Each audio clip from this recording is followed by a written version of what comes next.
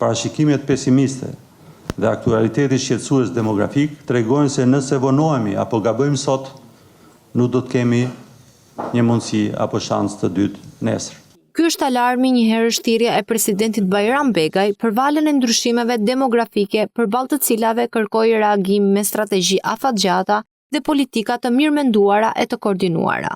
Zhvillimet e tanishme dhe ato të pritshme demografike. Ato prekin themelet e shoqërisë sonë, sigurinë, familjen, punësimin, mirëqenien dhe perspektivën zhvillimore. Begaj ndau një shembull personal nga një vizitë në një shkollë jashtë Tiranës. Numri i nxënësve ishte paksuar, klasat kolektive ishin prezente.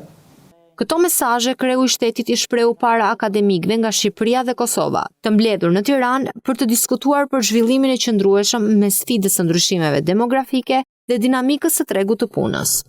Nga njëra anë mungon fuqia punëtore aktive, por nga ana tjetër papunësia e të rinjve mbetet e lartë. Një paradoks që kërkon politika të reja, vizionare dhe afatgjata.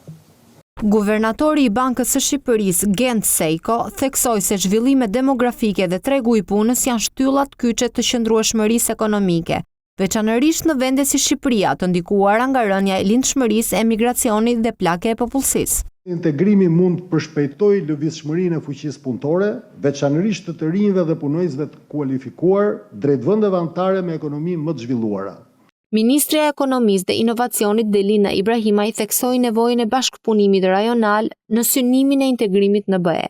Vetëm nëpërmjet partneriteteve ne mund të ndërtojmë një treg pune konkurrues, gjithëpërfshirës dhe të qëndrueshëm. Akademik dhe përfaqësues të institucioneve nga rajoni trajtuan sfidat aktuale dhe për të ndarë përvoja mbi zhvillimin e qëndrueshëm ekonomik në kontekstin e ndryshimeve demografike.